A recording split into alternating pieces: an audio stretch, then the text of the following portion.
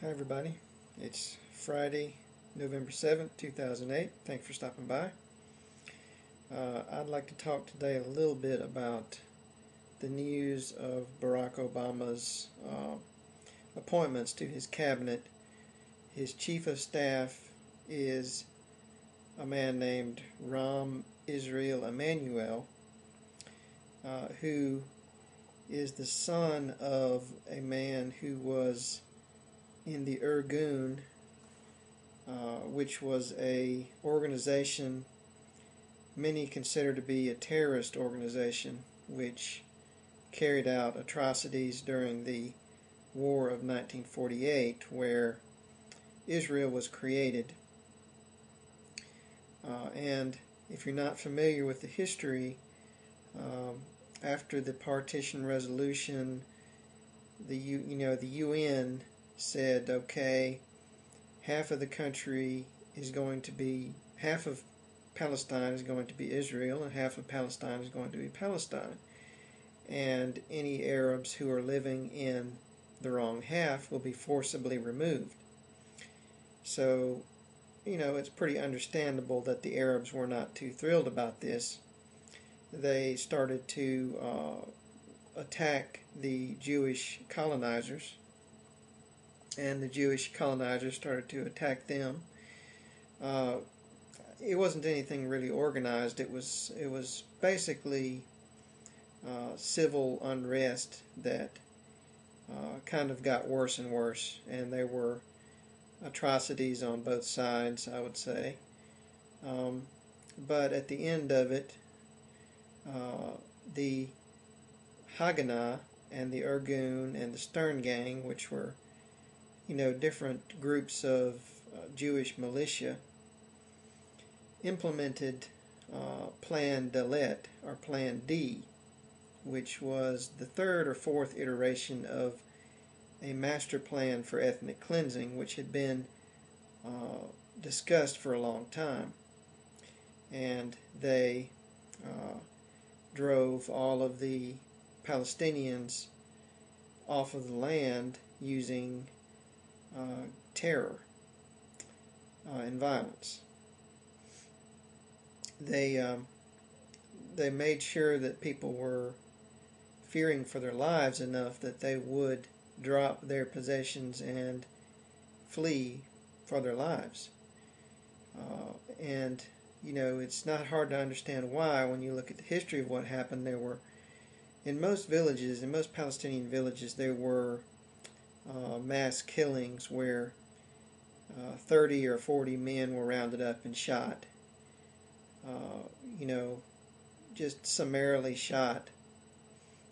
And people heard about these things. They heard about these villages being attacked and people being killed, and they started fleeing. And of course, towards the end of the war, they realized that those who fled were never going back to their homes again, that it was a one-way deal. So they started to resist. And most of the Palestinians who are Israeli citizens now are the ones who resisted and who held out until the end of the war. They didn't stay because they were wanted. The plan was to get rid of all of them, but they decided that they were going to try and keep their homes no matter what. And some of them were successful, most of them weren't. It was between 750 and maybe 850,000 people ended up being refugees because of this. And the Irgun was one of the militias that carried out terrorist atrocities, random killings of Palestinian villagers, bombings. They actually bombed the King David Hotel in Jerusalem, believe it or not. That was the Irgun. Now, Israel Emanuel, his father was a member of this militia. And of course, we can't hold Emanuel responsible for what his father did. We can't blame him in any way because he's not responsible for what his father did. He can't really help what his father did. And let's be clear about that. But it makes you wonder, does he disapprove of what his father did? Does he approve? How does he feel about this little bit of history? And maybe his father did not actually kill anybody at all, but he was involved with the group that did carry out numerous atrocities during that war. And that's not to say that the Palestinians or the Arabs never carried out killings or atrocities, because it did happen. So let's not oversimplify this.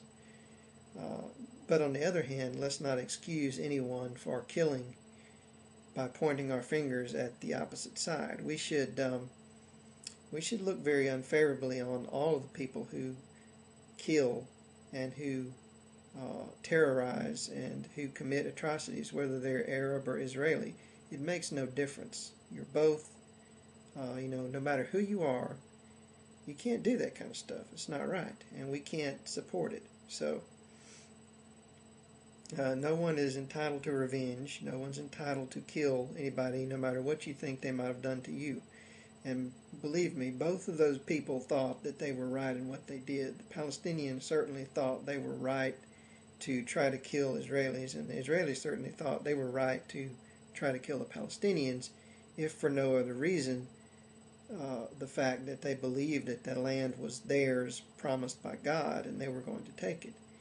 And if not for that reason, for probably the Arab uprising in 36, where there was fighting between the Jewish settlers and the Palestinians, and the Palestinians were crushed pretty decisively by the British. So by the time 1948 came around, they didn't have really anything to resist with. They were still crushed at that point. They had no fighting capability, or very little fighting capability. This, I know I'm going around the world here, but this is basically the history on the association of Rahm Emanuel with this conflict. And Rahm Emanuel is supposedly, from what I hear, one of the staunchest, most militant supporters of Israel in the Congress.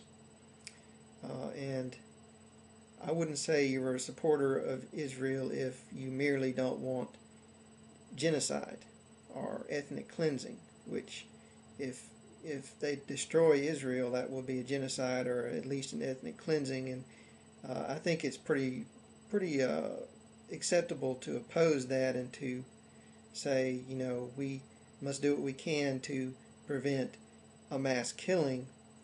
On the other hand, it's a little bit different if you say, okay, we must support everything the government of Israel does, no matter what. We must protect them from all criticism, no matter what. We must protect them from UN sanctions, from UN resolutions, from international law, from basic morality.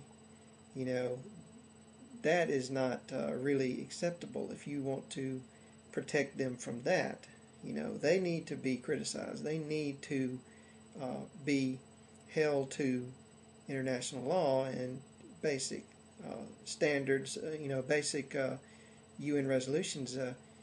If you don't hold them accountable, the government is going to get worse and worse and worse until it's not going to be good for anybody. It'll be tyrannical. And I believe it already is tyrannical right now. If you speak up about it, you will probably get death threats, which I have certainly got death threats, which doesn't bother me any, to tell you the truth. But it's kind of funny that people tell me they're going to kill me and all this because they don't like what I have to say. Well, fine, kill me. Time's wasted. But I'm not going to shut up. I'm not going to be told what to do or what to say. And this appointment and many of the other appointments, like Colin Powell, makes you wonder: is Barack Obama really that different, or is he more of the same warmongering that we've seen before? Thanks for watching.